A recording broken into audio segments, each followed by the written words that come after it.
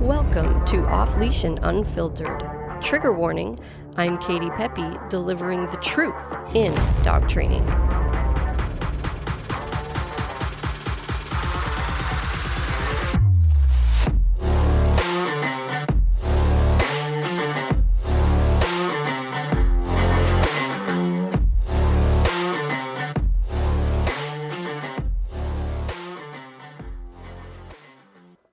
Hey, this is your host, Katie Pepe, owner of Diamond Canine Dog Training in Biddeford, Maine. For those of you that are new here, we specialize in e-collar training, so we help dogs listen, off-leash, and around distractions, or if your dog's being an absolute total jerk, well, we can help with that too. We do it all, and we do puppy training too.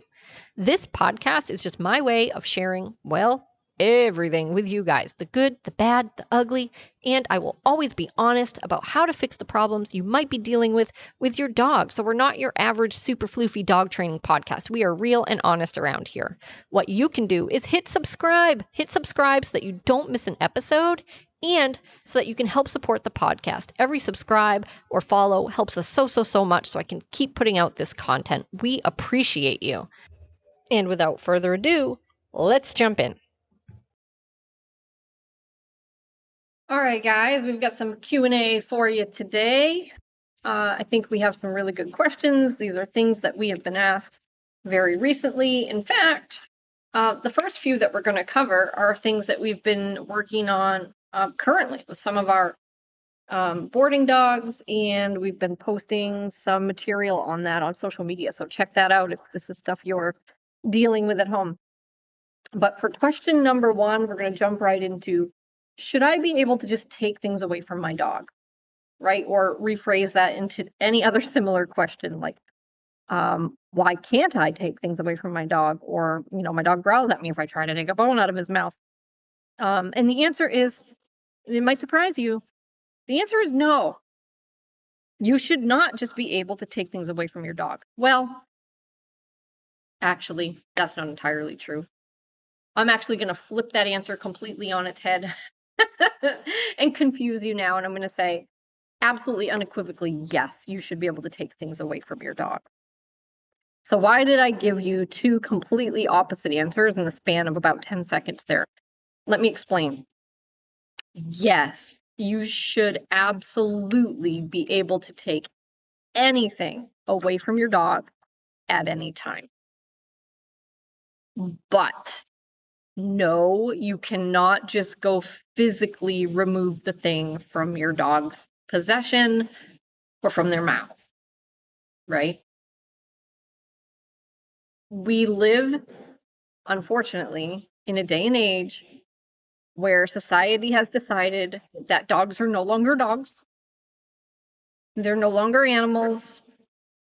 They're stuffed animals without instincts, without impulses, and they're supposed to have some kind of moral compass and understand good and bad and right and wrong, and they're supposed to want to make you happy and just need love and patience, and they would never bite you unless you did something bad to them, and it's all just horse shit. Okay, so your dog is a dog. It is an animal. It is a carnivore. It is a predator. I don't care how cute and fluffy it is. They have teeth. They are programmed to use them. And yes, I understand a lot of dogs don't, and the threshold to get them to do so is very, very high. But, dogs can land anywhere on that spectrum. And just because your dog can't tolerate you physically reaching to remove something from their mouth without guarding, that doesn't make your dog bad or abnormal. So I would hope your dog wouldn't bite you, especially if you have the leadership stuff in place. But that is going to make a lot of dogs very uncomfortable, and a lot of them will bite. And I classify that as pretty normal, but hopefully if you do things the right way, you're never going to have that conversation really with your dog. Anyway, you're not going to put them in that position because you're essentially saying, I want what you have and I'll fight you for it. Like, that's just not a thing we should say to our dogs. And unfortunately, when you reach to take something directly out of their mouth, that is what you are saying. And so All dogs are going to respond differently to that. But the fact that some dogs don't respond well to that is not surprising, not abnormal, and it's just not a place we want to go. So the way that you get your dog to give you things is by teaching them a command. We use the word out, doesn't matter what word you use. We're not going to cover that in this podcast because I don't have time. But we post lots of stuff about that on our social media and YouTube, and we show you how to teach the out command. And then you just hold your dog accountable for it, right? So it becomes, when I give you this command, you give me that resource, no questions asked. You move away from it, you disengage from it, you don't go back to it. It's now mine. And we've been very, very successful with that. And so, yes, you should be able to take things away from your dog, but to think that you can just physically waltz in and pull something out of your dog's mouth is absolutely ludicrous and just not something we do. I wouldn't do that to my dog. All right. And well, that covers question number 2. Whoops, which was supposed to be, how do I get things away from my dog? And so we just covered that. Teach a command and hold them accountable for it. Number 3, how do I get my dog to behave at the vet? Ooh, this is so common, you guys, so common. The vet, unfortunately, because it's a necessity, right? You have to bring your dog to the vet sometimes. It is the hardest place for so many reasons. Number 1, it's full of other animals and dogs and cats and smells and noises, and some of them are going crazy. I'm sure there's stress hormones flying around. You've got the staff who often is making eye contact with your dog, touching your dog, talking in a high-pitched baby voice, all of these things. Or if your dog's uncomfortable around strangers, like they're getting in your dog's space, touching, poking, prodding, jabbing them with needles, like all these things. Of course it sucks at the vet. And I have to say, my dog's not great at the vet, and I don't really care. So I'm giving myself permission to say every dog is different. My dog is never going to be perfect. And this is a thing I don't care that much about. We don't go to the vet very often. And when we do, he's muzzled. Nothing wrong with that, by the way. I mean, I feel like any large dog that's going into the vet, unless you feel your dog is absolutely a big baby, very comfortable with strangers, and you've experienced that consistently, like most large dogs going into the vet just should be on a muzzle, in my opinion, for the safety of the staff, just out of respect. So he goes in on a muzzle because he is uncomfortable around strangers. And I mean, he'll do fine, like at home, or even if we take him out places. But he's tense. It is tense until he warms up and gets comfortable. And so we're going into a vet's office, and 2 seconds after he sees the stranger, they're now trying to grab him, get in his space, and poke him with things. And no, that probably isn't going to go great. And unless we're going to go there regularly to just get him over it, it's probably not really going to change. And we're not going to do that because I'm not motivated enough to do that. I just don't prioritize it as something that's that important. And maybe I would if it was like debilitating in some way, like if we couldn't get him into the vet, it's not that bad. He's just really uncomfortable with strangers getting in his space, restraining him and poking him. And again, I classify that as pretty normal. We put him on a muzzle, we get it done, and that's it. So, my advice, if you have a dog that doesn't do well at the vet, is number 1, get your dog trained if they're not trained, meaning teach them their basic commands and then hold them accountable for them. And then go out and rehearse them places, not necessarily at the vet, but just anywhere where there's distractions, there's stuff going on, stuff that makes them a little uncomfortable, stuff that makes them excited, and just build a new relationship with your dog where they learn that they have to listen, where they learn that they can overcome scary things if there's things that make them uncomfortable, where they learn to just trust you and follow you and everything is fine. But they also start to view you as firm and fair and consistent, a real leadership position. Like that's the role you should be taking with your dog. And that will usually generalize over and bleed into everything. Everywhere you take your dog, things will start to look a little different because they've learned a different way to behave, a different way to go through the world. They have a new respect for you.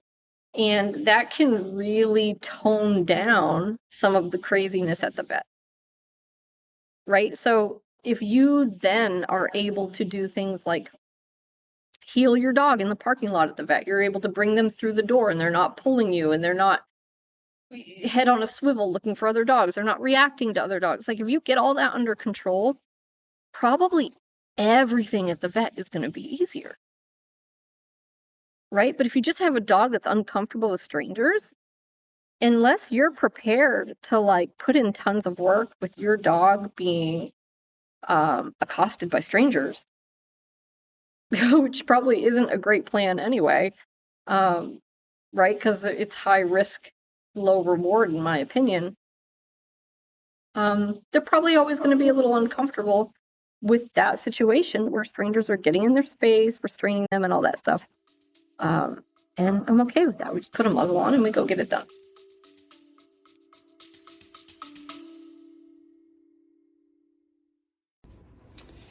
Hey, this is Melissa Morris, the owner and operator of I Want a Savannah. I have been in business for a little over 11 years and love the Savannah breed. It's super amazing. One of the things that sets me apart is the fact that I have 6 family members that love and adore these babies as much as I do, so we do a great job socializing, and I also do an amazing job at texting and phone calls, so I'm awesome on customer support. My website is iwantasavannah.com. My phone number is 913-593-5929. You know where to go to get the best Savannah cat out there. Thank you.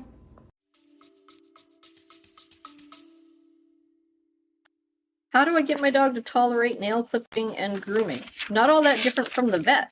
So I would say the difference is that's something that generally needs to be done a lot more frequently. And so it is more of a problem.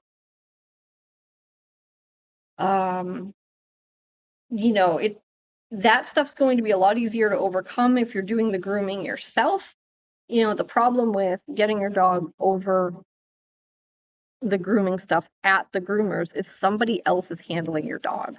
And it's not their job to learn to be a dog trainer or to do whatever your protocols are with your dog. So my advice is, if you can do the grooming yourself, do it yourself. Because I also think that's great for your relationship with your dog. But if you need to bring your dog to a groomer or you want to bring your dog to a groomer, you should still start with doing the grooming yourself, right? And get them comfortable with all the grooming procedures. That's the first step. And then getting them comfortable at the groomers. Well, you might need to be there so that you can handle your own dog if they'll let you, because you just can't expect them to learn and adopt all of your protocols and strategies. It's not reasonable. But just like the vet, I would say train your dog and hold them accountable for these things and build a new and better relationship. Get a higher level of submission and trust from your dog through work, right? You sit when I say sit, you hold it. You down when I say down, you hold it. You place when I say place, and you hold it. You walk in a heel when we're out in public, when I tell you to. You don't have your head on a swivel. You're not nose stuck to the ground. You're not reacting to other dogs. Fix all those things if they're there. So we don't even think of that when we think of, I want to cut my dog's nails, right? But they are tied together. Because if your dog does any of those things that I just mentioned, they're basically a victim. They are helpless to control their state of mind, right? They're a victim of their own arousal. And so they just go through the world on a roller coaster mentally, right? It's like the arousal is just like this. And they don't have any mechanism by which to control that because we haven't installed that in them.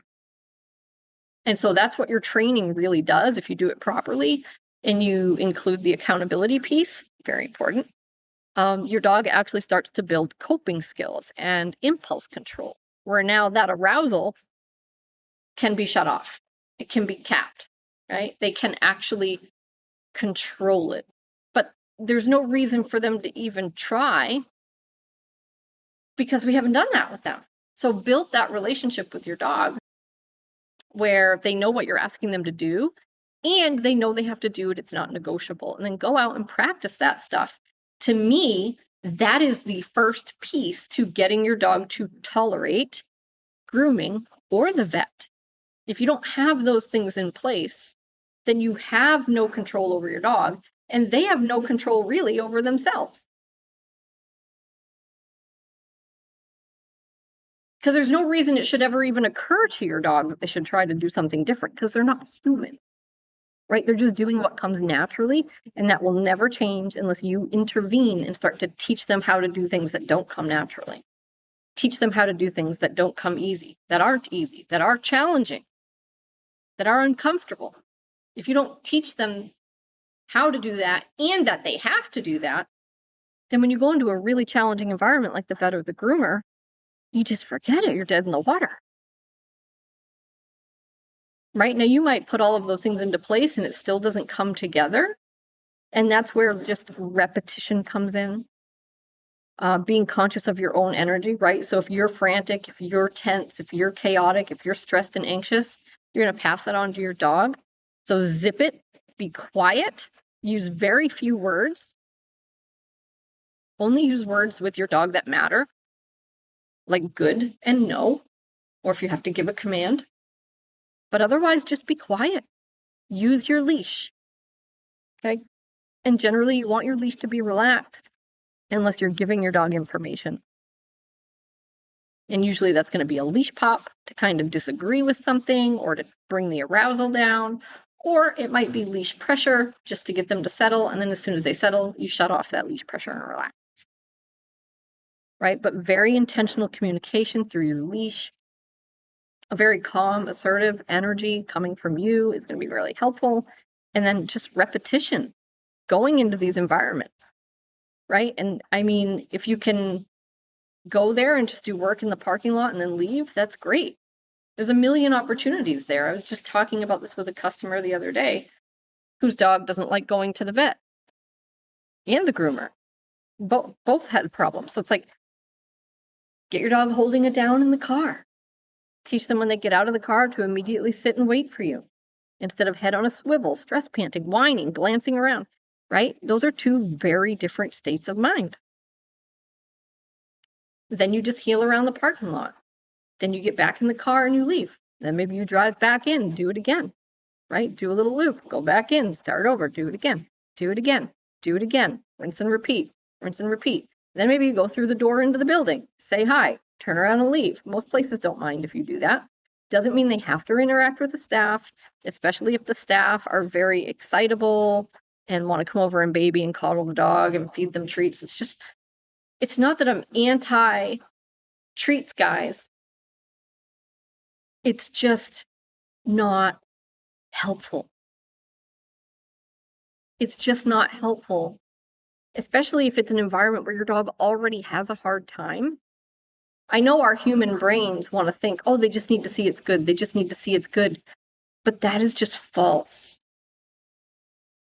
Sometimes good actually equals frantic. It equals chaos, which equals then anxious, nervousness, right? Because it's over arousal. And when your dog is over aroused, whatever it is that they struggle with is going to surface. So that's actually a pretty good way to articulate it, right?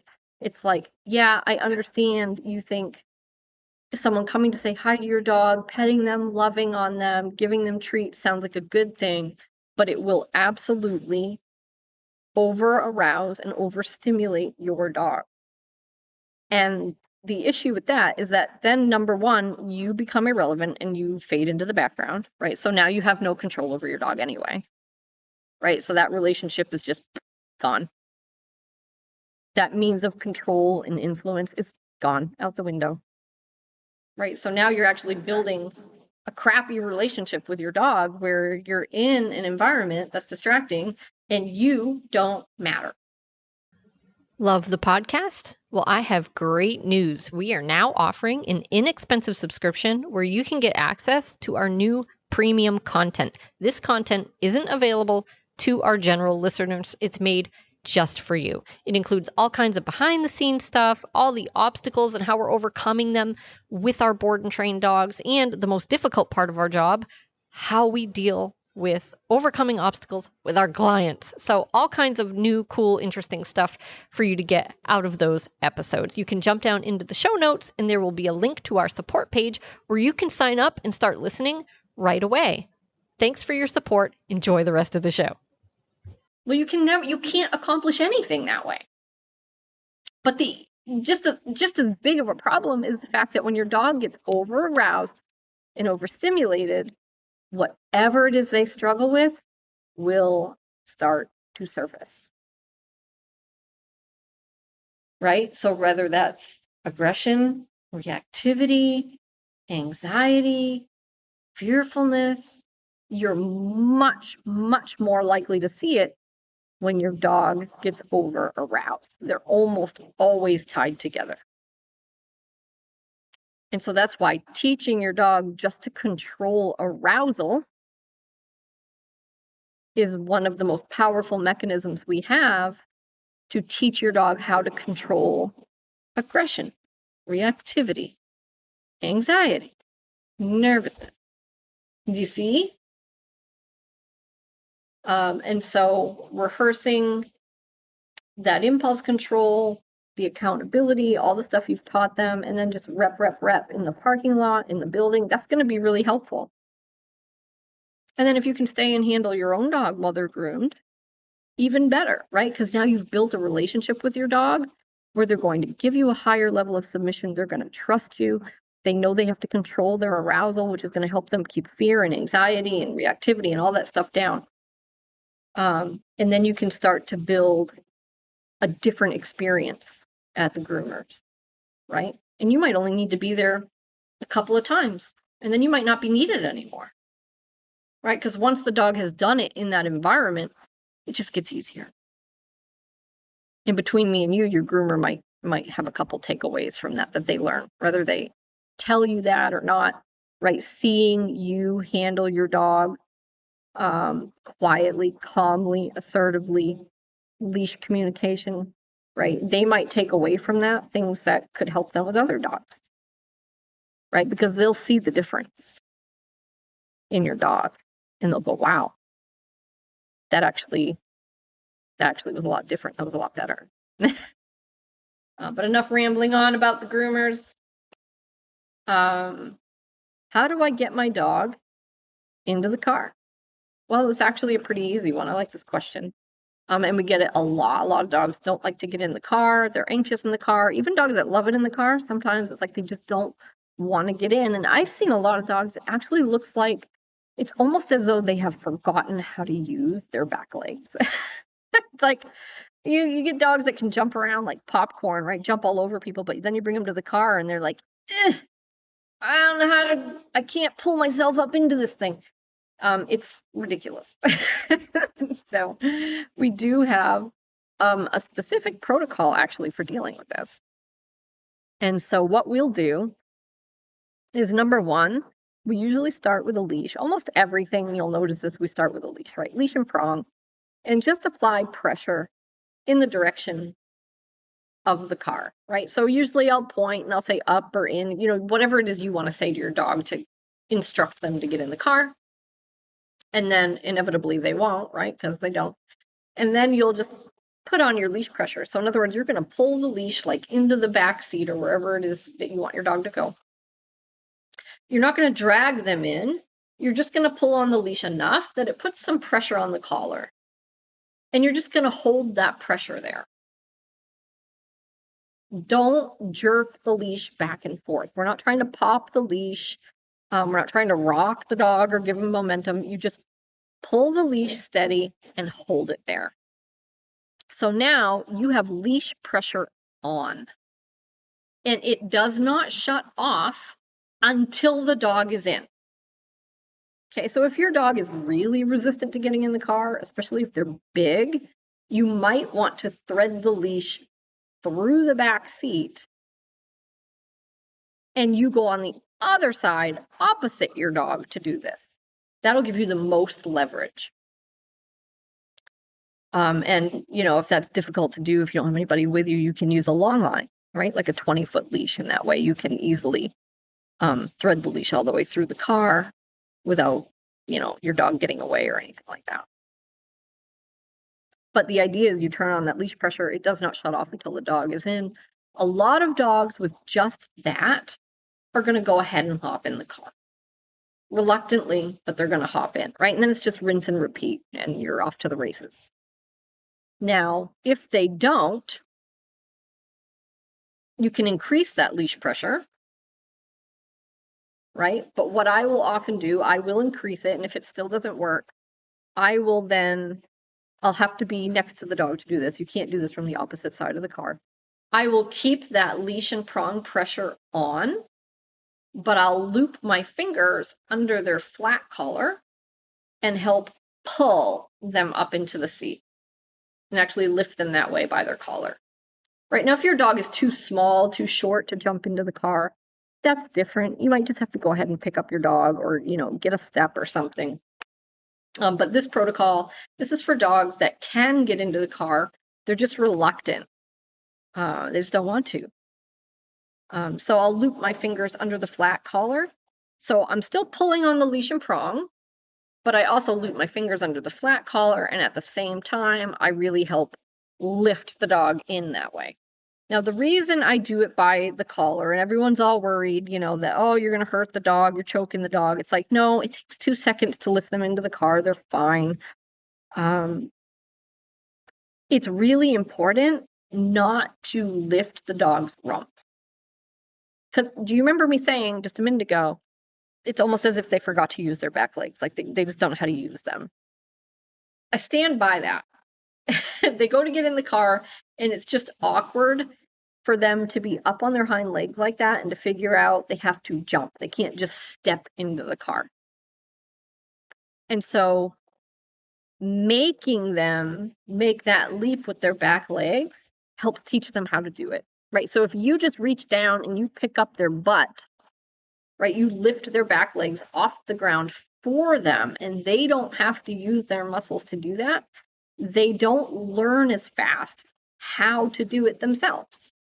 And that's always the idea with everything we're doing is minimal guidance so that the dog learns how to do the stuff themselves.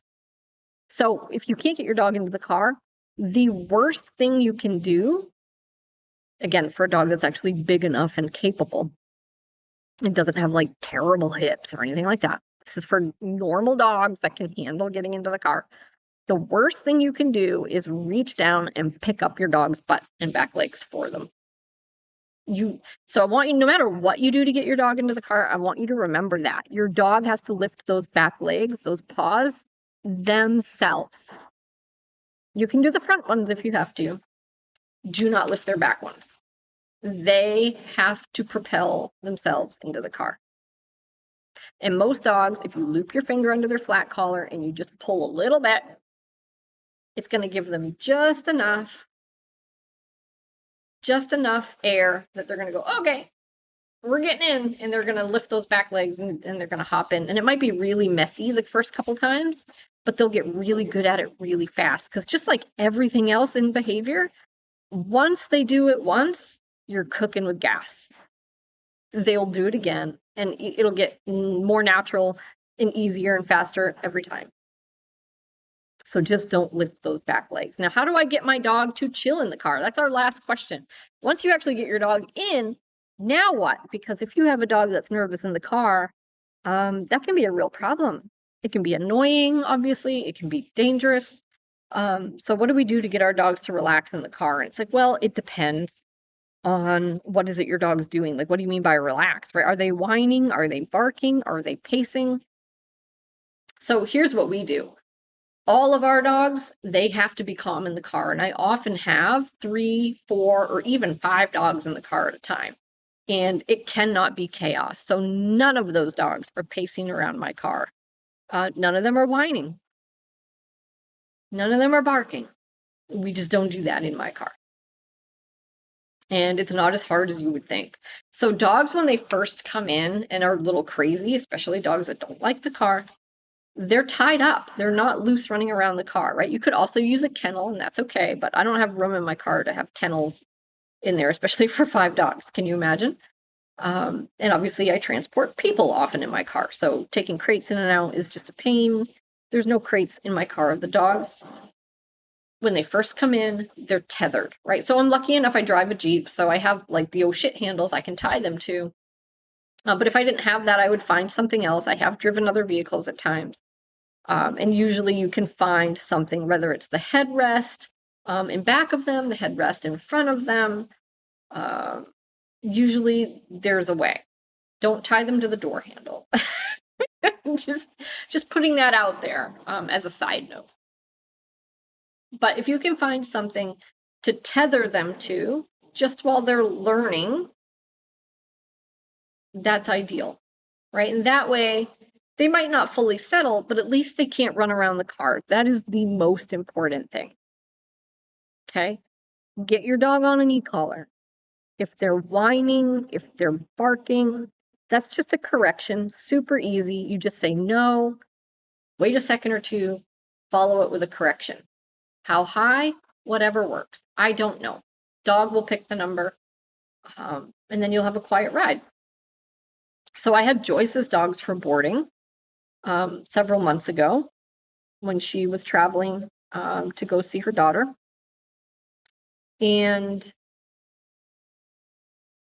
her dog whines in the car. One of them whines in the car just excessively.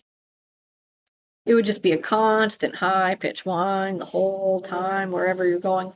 Well, I am not going to allow that in my car. So we had to correct the dog. And, she's done this, but it wasn't consistent with her. She still had some whining sometimes. So the dog came to me when I had them for boarding, and I corrected her. And it would work for a little bit, but then it would kind of come back. So I just kept trying, new levels. So I kept bumping that level up, and I want to make a significant jump each time. You don't want to bump your level up by just like 2 points, 5 points. You want to have a bit of a leap in that level so that you don't just desensitize the dog to it. And we ended up on like an 80, and I gave her a good correction at an 80. And yes, oh my God, right? Just for a split second. And then guess what? And she just relaxed and she went to sleep. Maybe she didn't go to sleep, but she was very, very calm. I don't actually remember specifically, but it was quiet. And not only was it was quiet the next time we got in the car. I don't think I had to correct her at all. Right? And so that's always the goal, is to get your dog to settle in a way or change their behavior in a way that you don't have to keep telling them, right? Because you're just perpetuating the state of mind that way. And we wanted Bella to relax and just be calm. So yes, I had to give her a high correction, but it was totally worth it, because every time we got in the car after that, she was relaxed, right? Good for her. And so that is the goal. Put an e-collar on your dog, find the level that gets them to stop whining. Yes, that might be really challenging or next to impossible with some dogs, but that's very rare. So if you have one of those dogs, you're probably going to be chipping away in a lot of other ways besides just correcting the whining. Barking would be the same exact thing. We would mark it with a no, and then we would give a higher correction. And we're looking for a level that doesn't just stop the barking in the moment, but that gets the dog to make a different decision next time. So it's an overall reduction and hopefully elimination in barking. Pacing, like I said, should be controlled with a tether at first, but, work with your dog, teach them what the down command means, teach them that they have to hold it, and then you just start doing that in the car, right? You have to lay down and you have to hold that down while we're in the car. And reinforce that with an e-collar. Of course, you have to lay the foundation with your dog so that they understand the down command and they understand the e-collar in relation to the down command, right? You can't just spontaneously suddenly correct your dog on an e-collar for not laying down and think they're going to know exactly what to do. They won't. You have to put in the rehearsal. And there's lots and lots of information out there on this. If you look for it, there are lots of videos. We have plenty of videos. There are lots of other good trainers out there with videos. But if you want to enforce this stuff with an e-collar, which is the most practical and probably safest and easiest thing to do when you're driving, just lay that foundation with your dog ahead of time, and then you'll have that tool in the car to keep them calm. But we love that. So dogs are tethered at first. They're corrected for whining and barking. And then once they know how to lay down, we expect them to lay down and hold that down. And then we don't even have to tether them anymore.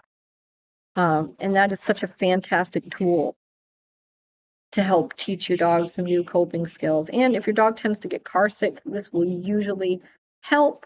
Usually once they know how to do that and stay laying down in the car, it's only a matter of time, a little repetition before that car sickness goes away. Which is wonderful, because if your dog vomits in the car, that's no fun. My last Jeep saw a lot of dog vomit. I have a new one now, and I made sure to get some good seat protectors because, yeah, it's no joke. So that's it, guys. We covered some hard stuff today. Nail trimming, groomers, vets, getting in the car, chilling out in the car if your dog is anxious, all kinds of stuff. So, and if you noticed, I mean, all of this stuff really starts with building that relationship with your dog. And that relationship has to be more than just you being a Pez dispenser. It has to be more than just you being a snuggle machine, right? So start practicing some of the other stuff with your dog. Start balancing that relationship. Start actually teaching your dog some things and holding them accountable for it. Put in the time, put in the repetition, and you're going to see reward. You really will. Totally worth it. And then you're off to the races, right? And this stuff starts bleeding into everything, and everything starts to get a little easier, right? I'm not saying everything will just be fixed automatically. It won't. Every dog is different. Every situation is different. But I think one thing that's really the same for everyone is the first component to making these things easier for your dog is to build a new relationship with them.